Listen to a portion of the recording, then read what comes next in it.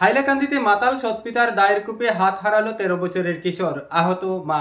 শিলচরে ভুয়া ডাক্তার পুলক মালাকারের উপর ভুল অপারেশন করার অভিযোগে মামলা, ডিম্বাশয় হারানো মহিলার। শিলচর রেল স্টেশনে দালালদের রমরমা, 2 মাস থেকে টিকিট বঞ্চিত এক মহিলা। খবর বিস্তারিত। হাইলাকান্দি জেলার নুনাই কচ্ছপছেড়া এলাকায় ঘটে গেল এক নৃশংস ও বিভীষিকাময় ঘটনা। মাতাল সৎপিতার দায়ের কূপে হাত হারালো 13 বছরের এক কিশোর, আহত হয়েছেন তার মাও। স্থানীয় সূত্রে জানা গেছে, লহচেন ত্রিপুরা নামের এক ব্যক্তি শনিবার রাতে মদ্যপ অবস্থায় প্রথমে তার স্ত্রীর সঙ্গে বচসায় লিপ্ত হয়। এরপর হঠাৎ ক্ষিপ্ত হয়ে উঠলে সে তার সৎপুত্রের উপর চড়াও হয় এবং ধারালো দা দিয়ে কিশোরটির এক হাত সম্পূর্ণ কেটে দেয়। ছেলেকে বাঁচাতে গিয়ে মাও গুরুতর আহত হন। আহত কিশোরকে আশঙ্কাজনক অবস্থায় শিলচর মেডিকেল কলেজ ও হাসপাতালে ভর্তি করা হয়েছে। সেখানেই চিকিৎসাধীন রয়েছেন তার মাও। ঘটনার খবর পেয়ে হাইলাকান্দি থানার পুলিশের একটি দল দ্রুত ঘটনাস্থলে পৌঁছে অভিযুক্ত লহচেন ত্রিপুরাকে গ্রেপ্তার করে তার বিরুদ্ধে ভারতীয় দণ্ডবিধির অধীনে হত্যা চেষ্টার মতো জঘন্য ধারায় মামলা রুজু করা হয়েছে এবং তদন্ত প্রক্রিয়া জারি আছে। এই ভয়াবহ ঘটনাটি গোটা অঞ্চলে তীব্র চাঞ্চল্য ও ক্ষোভের সঞ্চার করেছে। সমাজে মদ্যপান ও গার্হস্থ্য হিংসার যে ভয়ঙ্কর রূপ তা আরও একবার সামনে এলো বলে মনে করছেন সচেতন মহল। শিলচরে ভুয়া চিকিৎসক পুলক মালাকার গ্রেপ্তারের পর সামনে এলো একের পর এক চাঞ্চল্যকর ঘটনা। জানা গেছে, ওই ভুয়া চিকিৎসক এক মহিলার ভুল অস্ত্রোপচার করে কেটে ফেলেছিলেন একটি সুস্থ ডিম্বাশয়। কাছাড় পুলিশ তাকে গ্রেপ্তার করার পর ভুক্তভোগী মহিলা পুলক মালাকার ও চিকিৎসক পিনাকপানি দত্তের বিরুদ্ধে মামলা দায়ের করেছেন। গত শনিবার কাছাড় পুলিশ শিলচরের নারী শিক্ষা সেবাশ্রম নামের এক হাসপাতালে নারীরোগ বিশেষজ্ঞ পরিচয়ে চিকিৎসা করা পুলক মালাকারকে গ্রেপ্তার করে। বর্তমানে তিনি পুলিশ হেফাজতে আছেন এবং তদন্ত চলছে। অভিযোগ অনুযায়ী 2023 সালে শিলচরের মেহেরপুর এলাকার এক মহিলার বাম দিকের ডিম্বাশয়ে সমস্যা নিয়ে নারী শিক্ষা সেবাশ্রম হাসপাতালে চিকিৎসক পিনাকপানি দত্তের কাছে যান। পিনাকপানি জানান যে অস্ত্রোপচার করে বাম দিকের ডিম্বাশয়টি কেটে ফেলতে হবে, কিন্তু অপারেশন থিয়েটারে তার পরিবর্তে অস্ত্রোপচার করেন ভুয়া চিকিৎসক পুলক মালাকার এবং ভুল করে বা ইচ্ছাকৃতভাবে বাম দিকের অসুস্থ ডিম্বাশয়ের বদলে কেটে ফেলেন ডান দিকের সুস্থ ডিম্বাশয়। পরে বিষয়টি জানতে পেরেও ওই মহিলা আরেকজন চিকিৎসকের কাছে গিয়ে বাম দিকের অসুস্থ ডিম্বাশয় অপারেশন করেন।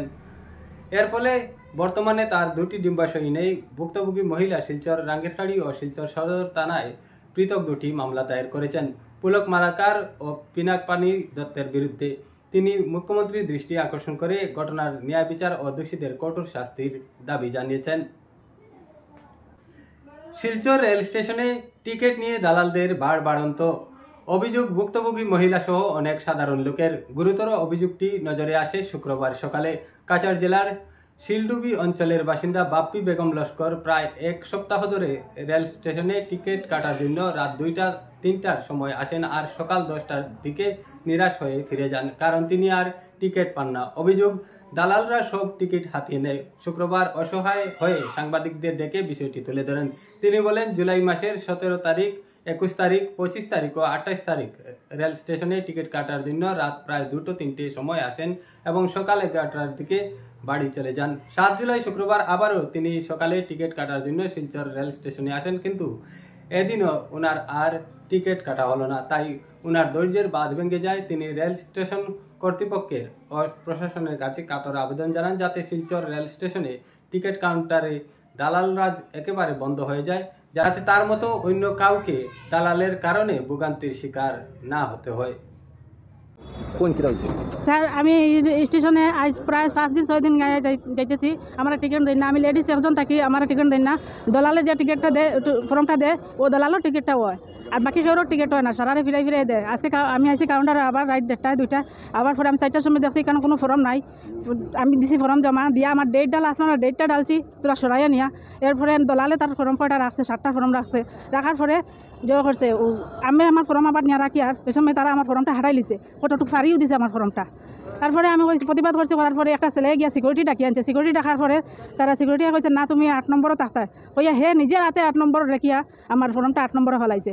কাউন্টার খোলার পরে আমি কাউন্টারওয়ালার জিজ্ঞাসা করছি যে স্যার আমার ওইরকম করছে, আমার 1 নম্বরের ফর্মটা তারা 8 নম্বরে নিয়ে রাখছে, 8 নম্বরেও থাকবো, তুমি পিছনে যাও কইয়া আমার সরাইছে এখান থেকে। আমি আর কোনো প্রতিবাদ তারা লোক কিছু করছি না। আমি জাস্ট আমার হাজব্যান্ডে জানাইছি, হাজব্যান্ডের থানে তাই আপনারা পাঠাইছে, মানে বদরপুর থেকে এসএমপিডি, বেঙ্গলুরু এসএমপিডি, তারাপুর স্টেশন আইছি আমি, শিলচর তারাপুর রেল স্টেশন। আমার নাম বাপি বেগম লস্কর। আপনার কোন জায়গা বাসা? শিলডিভি শোনাই। আচ্ছা, আপনি কোন সময় আইছিলেন বিয়ে করার? রাত্রে আমি 2:30টার সময় আইছি। রাতে 2:30টার? জি স্যার। 2:30টার থেকে আপনি রেল স্টেশন? জি স্যার, আমি রাত্রে 2:30টার থেকে রেল স্টেশন। এখন তো আজ 9:30টার মতো। 9:30টার মতো বাজে গেছে। রাত্র 2:30টা থেকে আপনি রেল স্টেশন? জি স্যার। এলে আজকে না স্যার, প্রায় আমি 6-7 দিন, 70 তারিখও আয়া ঘুরিয়ে গেছি, আবার 21 তারিখও আয়া ঘুরিয়ে গেছি। এইরকম রাত্রে আই আমি ঘুরিয়ে যাই। আমি লেট পাই না, কারণটা কি অ্যাকচুয়ালি? তারা আমার টিকিট দিতে না, দলালে যে ফর্মটা দিব, দলালের ফর্মটা পায় আলি টিকিট, আর অন্য কেউ টিকিট পায় না। আপনি কইতেছে এটা দালালের মাধ্যমে আপনার টিকিটগুলো বেনা হইতেছে এখানে? দলালের মাধ্যমে টিকিট আমার হয় না স্যার। মানে এখানে দালাল চলে আর এখানে? দালালি চলে স্যার, দালালি চলার গতি আমার ফর্মটা হয় না, ফিল আপ করে সব পূর্ণ করে দেওয়া। যারা আগেও আয় তারা অফিসে পড়ে। রাত্র 2:30টা থেকে আপনি এখন সকাল 9:30টা পর্যন্ত আপনার রেল স্টেশনে? রেল স্টেশনে স্যার। তো আপনি প্রশাসনের সামনে কাছে কি কইতে চাইরা? এরকম করে কেন তারা দলালের টিকিট দেয়, আর বাকি যে জেনারেল যত প্রশাসন আছেন তারা টিকিট কেনে পায় না। আর যেটা ওটিপি দেওয়া হয় টিকিট করার কথা, এটাও তো তারা করে না। আমার তো প্রবলেম আছে 2023 থেকে আর কি, পেটে খুব পেইন আসলো। তো তারপরে আমি পিপি দত্ত স্যারে দেখাচ্ছিলাম নারী শিক্ষা দেখুন। তাই না দেখানোর পরে তাই তো টেস্ট করলাম। টেস্ট করার পরে আমার ধরা পড়ছে যেটা লেফট ওভারের মধ্যে আমার সিস্ট আসলো।